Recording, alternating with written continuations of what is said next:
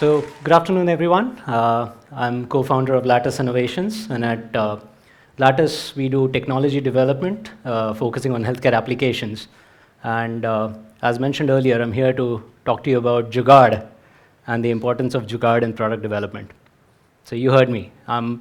I develop products for a living, and I'm telling you that Jugaad has a very important role for product development, and I'm asking you to give me your business.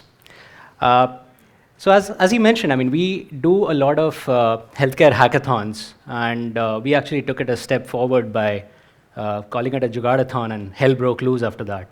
And I have people coming up to me and saying, I really admire what you guys are doing. I mean, a healthcare hackathon, inspiring people, getting entrepreneurs on board, that's interesting, but I really hate the word Jugaad. Can't you do something about it? I was talking to a very close friend of mine about this talk, and I told him that I'm going to be talking about Jugaad, and even before I could finish my sentence, he said, isn't that a bad thing? I think that's a horrible thing. It's a short-term fix. It's unsustainable. It's not scalable. Why would you talk about Jugaad, right? And I get it. So I have, I guess, 18 minutes, a little less than that, to convince you guys to join my team, right? So I'm passionate about product development, and one of the things which I enjoy a lot is seeing how people perform Jugaad or come up with innovative solutions. And I've been amazed at times. I mean, I've seen something which after seeing it, I've wondered to myself, why couldn't I think of it? And the first such example is actually this solar water bulb. I'm sure many of you have seen this already. This thing can be described as a Jugaad. It was invented in Brazil by a mechanic who basically realized that when you have a plastic bottle, clear PET bottle, you fill it up with water and bleach and hang it on the roof. Because of refraction, it actually lights up the entire place. And it's a very neat little Jugaad which started from Brazil and has been used across the world, right? And that's the beauty of Jugaad. When I first saw this, the first thing that came to my mind is, I wish I had been that mechanic. So I come from Delhi, right? And Delhi, we like talking about two things, politics and the air pollution. And when you have a 2-year-old kid, the Aam Aadmi Party takes a back seat. So come winter, my wife and I did what any loving parent would do. That is, go out and buy a really expensive air purifier that you end up using only twice. And imagine my surprise when 2 days after I bought that $15,000 air purifier, I saw this. Some Jugaadu entrepreneur in Delhi was selling DIY kits, which basically consisted of a HEPA filter, a fan, and a strap. And the air quality was comparable to what I had purchased, and it was for a fraction of the cost. I'm embarrassed to say it costs less than 4,000 rupees. I'm an engineer who designs products for a living, but yeah, I got taken for a ride over here.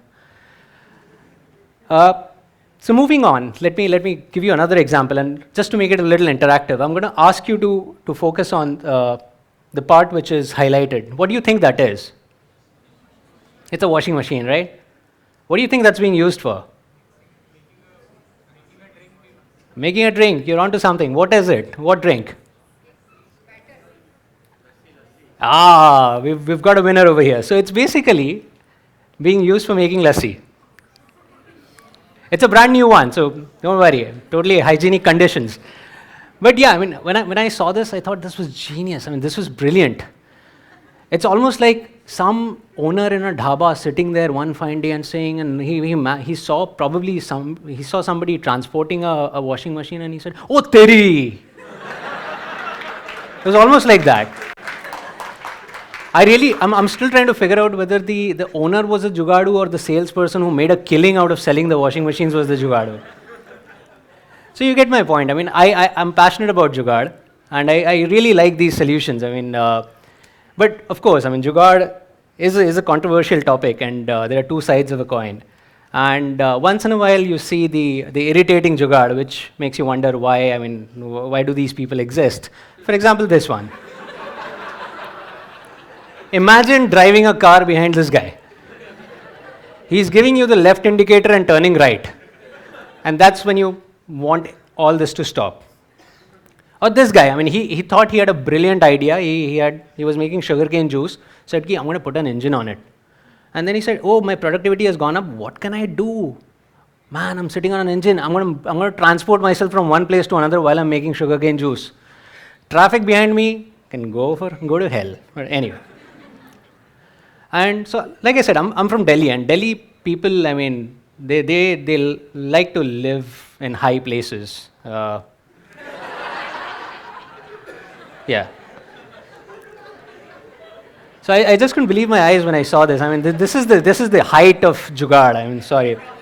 But so, I mean, my friend and I guess the argument continues. He continues to think that a Jugaad is an unsustainable, non-scalable, short-term fix. And I think it's quick. It uses fewer resources. And it's frugal innovation. And so I know that we agree to disagree, but given the number of positive points, you know which side I am on. So we are standing here. I've been invited by KEM, standing here in Tata Memorial Hospital, and I'm going to actually come up with a more provocative question. What about Jugaad in healthcare? And at this point, usually I duck for cover, but you guys have been a very patient audience, so I'm going to go ahead. So I can tell you one thing, that clips have been used in surgeries over here, so this is not a figment of my imagination. Sterilized rubber tubing has been used in surgeries, so I mean, things can get worse. But the reason why I'm talking about Jugaad in healthcare, and the reason why we organize healthcare hackathons, is because, in my opinion, Jugaad can be used as a starting point. Jugaad doesn't have to be the end result.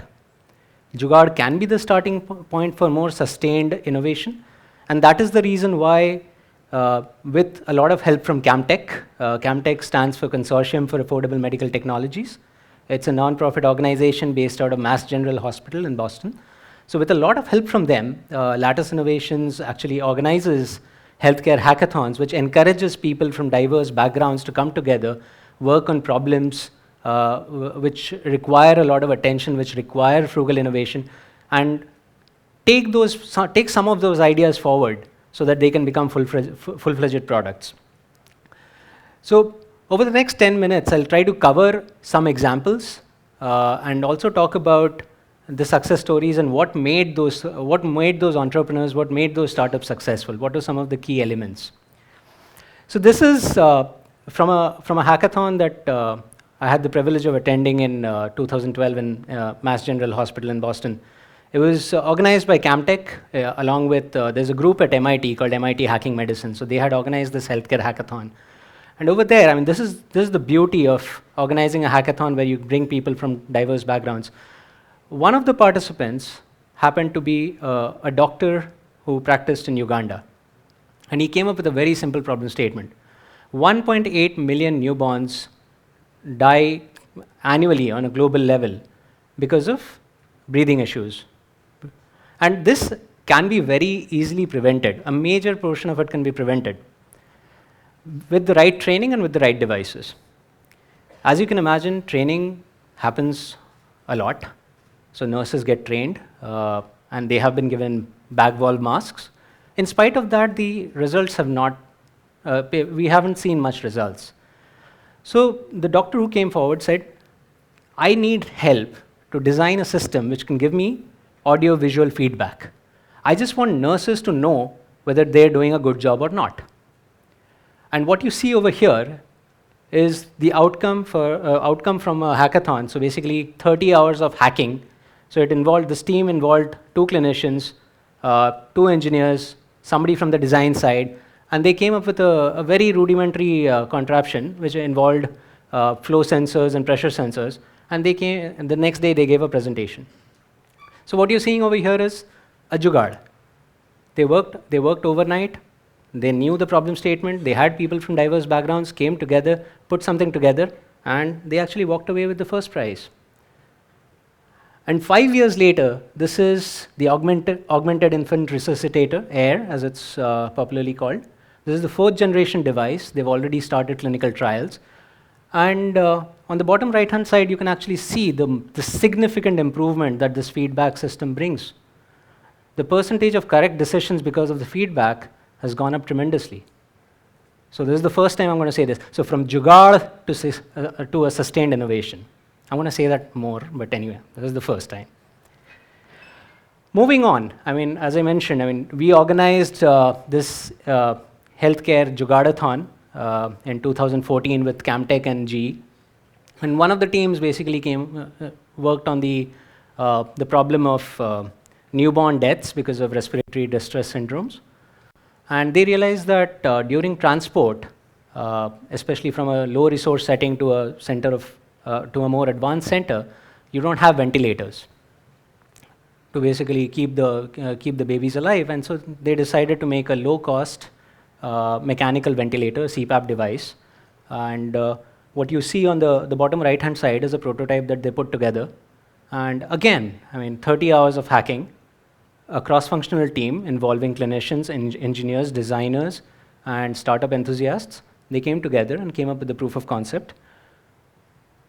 2 years and approximately 1 crore in grant money. They are now ready for clinical trials. So this is from Koyo Labs, and this device that they've developed is called SaaS. So this is the second time, from jugaad to a sustained innovation. I think this pill pack is the poster child of hackathons, because again, I had the privilege of seeing the team in action in 2012. What they do is provide pre-sorted, pre-packed medication. So you give them the prescription, and they'll pre-pack all the medication and send it to you. And you can imagine, I mean, this is very useful for an elderly population that is maybe suffering from a chronic condition, has to deal with a lot of medicines. So instead of them going through each and every strip, they basically pack it up. And essentially what they presented on day 2 was hand-packed envelopes, but neatly labeled, neatly sorted, good enough for any investor to realize what they were trying to do. And so this image is actually taken from their website. So from a hackathon to over 40 US states. So this is the third time I'm going to say this. So from a jugaad to a sustained innovation. So it'll be interesting to know why these guys were successful. What did they do differently? So firstly, I mean, I'm using words, I'm using the definition given by the MIT Hacking Medicine Group. Hacking is a creative application of ingenuity. Jugaad is the stepbrother who gets the stepbrotherly treatment. So I mean, it's like cursing in English is fun. It's sophisticated. As soon as you curse in Hindi, and dehati. But anyway, so I mean, I'm saying that hacking, jugaad, same thing. It's basically working with fewer resources, working with tight constraints, and trying to come up with a creative fix to a problem. And the healthcare hackathon approach that we adopt, and that's actually been pushed quite aggressively by CAMTech, has a 3-pronged strategy. So basically bring diverse teams together, rapidly validate clinical needs, and develop solutions, right? So it's very simple. I mean, we recently organized a multi-city hackathon. The one in Bombay was in IIT Bombay. We saw a lot of participation from a diverse group. So we had participants from KEM, we had participants from other medical colleges. We obviously had engineers, we had designers, we had entrepreneurs who were basically running their own startups. And that is the kind of environment which we encourage. Gave them all the inputs in terms of the important clinical problems that need to be addressed, gave them inputs in the form of mentorship and guidance, and let them have fun. So over a weekend, we saw so many ideas come forward, and a lot of those ideas are going to get taken forward as well. And I think there are several learnings for the real world. I'm going to talk about learnings for the real world in the case of entrepreneurship, but it's actually true for anything. So you have to harness the power of co-creation. The reason why the hackathon approach works is not because I work in isolation. I work with somebody from the clinical side. I work with somebody from the design side. I work with somebody who has supply chain experience. And that is how I am able to solve the problem. I focus on solving a very painful problem. So one of my observations from the 3 success stories that I showed earlier was that their problem statement was very clearly identified. They knew exactly what they were going to address. They were not talking about, oh, I can solve this, And in the meantime, as a byproduct, I'm going to attack some other thing. They knew exactly what they wanted to solve. Identify a minimum viable product. 24 hours, 30 hours is not a long period of time, and in life, you normally don't have a lot of time when you're coming up with a business idea. So come up with something which is bare bones, which is good enough for you to communicate your idea. And that's what is very important. And marry the problem, not the solution. Doesn't happen in real life. I can't say that in front of my wife. She's obviously the solution, I'm the problem. And final question, do hackathons work? So I'm just going to cite some results from a paper which has been published by the current director of CAMTech, Dr. Chris Olson. So they've organized 12 hackathons, which has seen 356 projects. 30% of those projects have advanced. Almost 20% move forward to clinical settings, and 7% have been used on patients. 22 patents filed, 15 companies formed, and $5.34 million raised in funding per team at a median duration of 12 months. So with that, I think hackathons work. I think Jugaad is a great thing. And yeah, I've forgotten about these things. I'm going to go and tell my friend about these numbers. So with that, I'm just going to end and saying that Jugaad might be controversial, but you can love it, you can hate it, but you better not ignore it because it's here to stay. Thank you, everyone.